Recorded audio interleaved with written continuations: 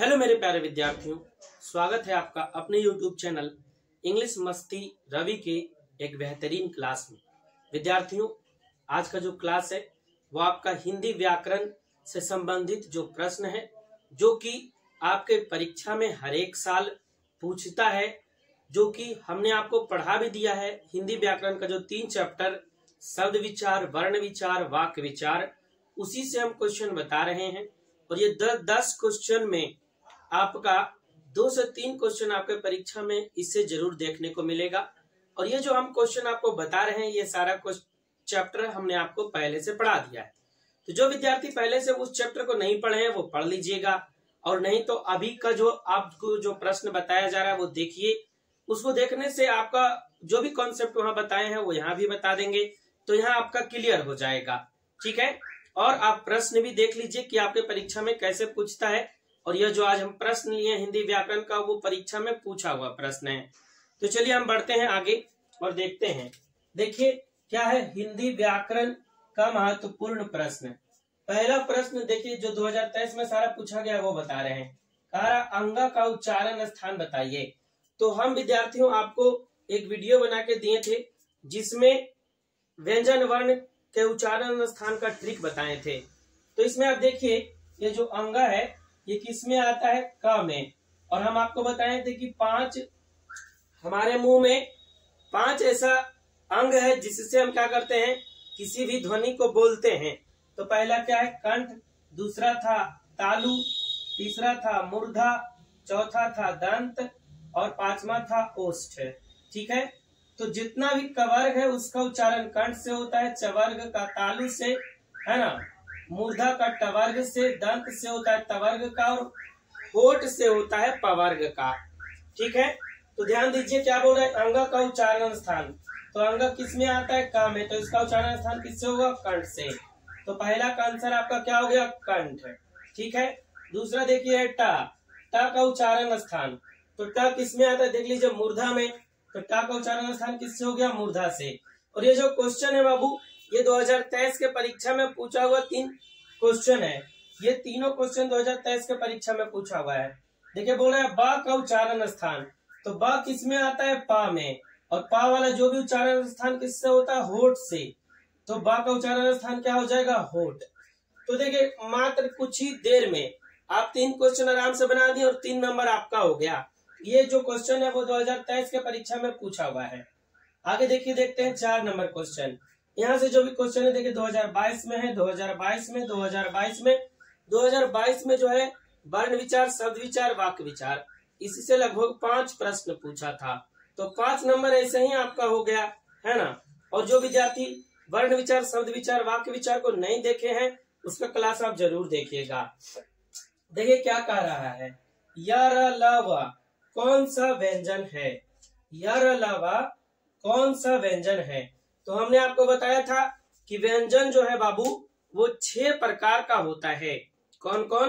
पहला बताया था स्पर्श व्यंजन, दूसरा है उच्छिप्त या द्विगुण व्यंजन, तीसरा अनुनासिक व्यंजन, चौथा अंतस्थ व्यंजन, 5वां उष्म व्यंजन, 6ठा संयुक्त व्यंजन। तो आपसे पूछ रहा है यहाँ पे कि य र ल व कौन सा व्यंजन है? तो य र ल व बाबू अंतस्थ व्यंजन है। स्पर्श व्यंजन कौन कौन होता है? तो कवर्ग से लेकर के पवर्ग तक उसको स्पर्श व्यंजन कहते हैं। अनुनासिक कौन कौन होता है? तो अंगा और यह अनुनासिक होता है। ठीक है, तो यार अलावा कौन सा व्यंजन है? अंतस्थ व्यंजन। आप व्यंजन वाले क्लास में जाकर देख लीजिएगा, 6 प्रकार आपको बताया हुआ है, और 6 में किस किस में कौन सा व्यंजन आता है वो भी बताया हुआ है। ये परीक्षा में देखिए आपसे पूछा यार अलावा कौन सा व्यंजन है, तो अंतस्थ व्यंजन। उसी तरीके से आपसे पूछ सकता है क कौन सा व्यंजन है, म कौन सा व्यंजन है ना। तो उस क्लास को आप जाकर देखिएगा।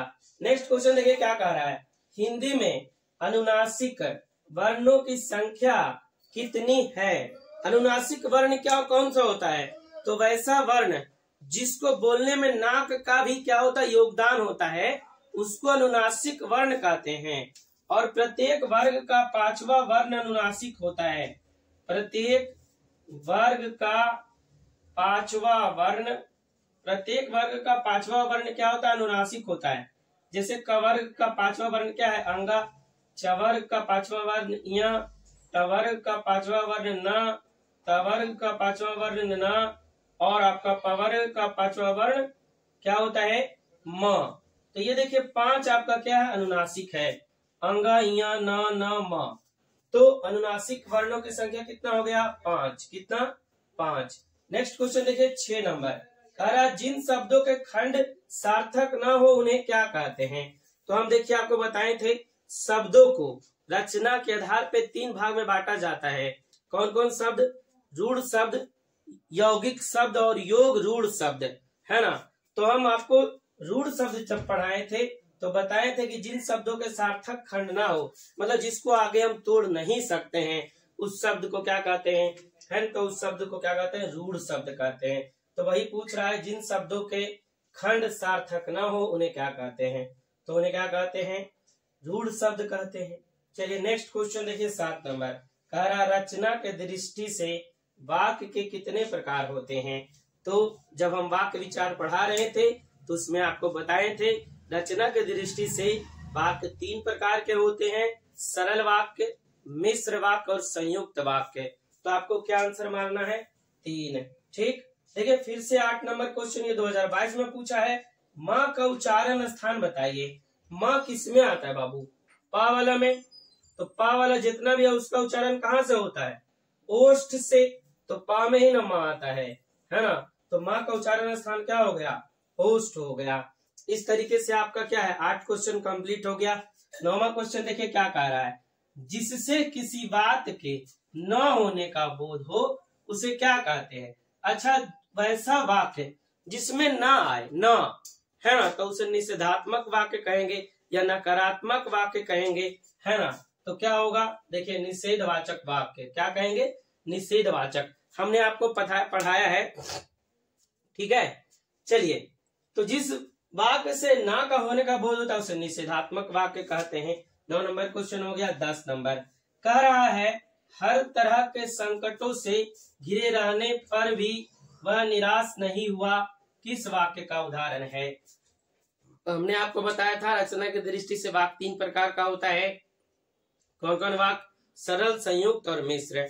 तो देखिए हम बताए थे कि जिस वाक्य में पर रहे, परंतु रहे, लेकिन रहे, किंतु रहे, है ना, वह जो वाक्य होता है वो आपका संयुक्त वाक्य होता है। तो यहाँ क्या हो जाएगा?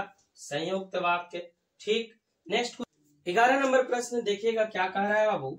हमारे जवानों को देखकर दुश्मन भाग गए, ये कौन सा वाक्य है? तो ये जो है ये आपका सरल वाक्य है। क्यों?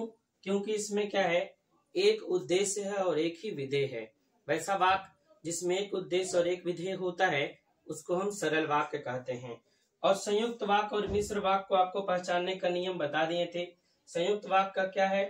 पर, परंतु, लेकिन, किंतु से जुड़ा रहे तो संयुक्त वाक्य। और मिश्र वाक्य क्या होता है? तो जो कि, यद्यपि, अब तक, जब तक इत्यादि से जुड़ा रहेगा तो वो क्या होगा? मिश्र वाक्य होगा। तो यह जो क्वेश्चन है हमारे जवानों को देखकर दुश्मन भाग गए, ये कौन सा वाक्य है? सरल वाक्य है। कौन सा वाक्य है?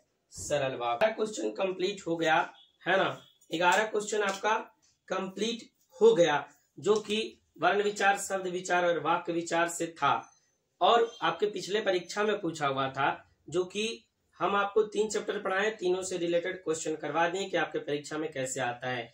आप इतना 11 क्वेश्चन कर लीजिए तो आपका जो है ना वो आराम से इससे, केवल इससे ही 2-3 क्वेश्चन आपके परीक्षा में आ जाएगा। ठीक है। तो आई होप आपको क्लास अच्छा लगा होगा। वीडियो अच्छा लगा तो आप लोग लाइक कीजिए और अपने दोस्तों को शेयर जरूर कीजिए ताकि आपके दोस्त भी हमारे इस क्लास का लाभ ले सकें, हमारे इस क्लास का फायदा उठा सकें। ठीक है। जो विद्यार्थी हमारे टेलीग्राम चैनल से नहीं जुड़े हैं जुड़ जाइएगा। टेलीग्राम चैनल भी सेम है, इंग्लिश मस्ती रवि। क्या है? टेलीग्राम चैनल भी सेम है, इंग्लिश मस्ती रवि। इसके अलावा जो हमारे विद्यार्थी आर्ट संग्रह रवि वाले चैनल से नहीं जुड़े हैं उस चैनल से आप जुड़ जाइएगा, आर्ट संग्रह रवि वाले चैनल से भी। ठीक। और क्लास अच्छा लगा तो कमेंट बॉक्स में अपना कमेंट जरूर डालिए ताकि हमें मोटिवेशन मिलता रहे। ठीक है विद्यार्थियों, मिलते हैं फिर आपसे किसी नेक्स्ट क्लास में, नेक्स्ट वीडियो में। तब तक के लिए जय हिंद, वंदे मातरम। आप लोग खुश रहें, तंदुरुस्त रहें, मस्त रहें और बढ़िया से पढ़ें। हम तो आपको बढ़िया से पढ़ाते ही रहेंगे। ठीक है विद्यार्थियों, बाय बाय।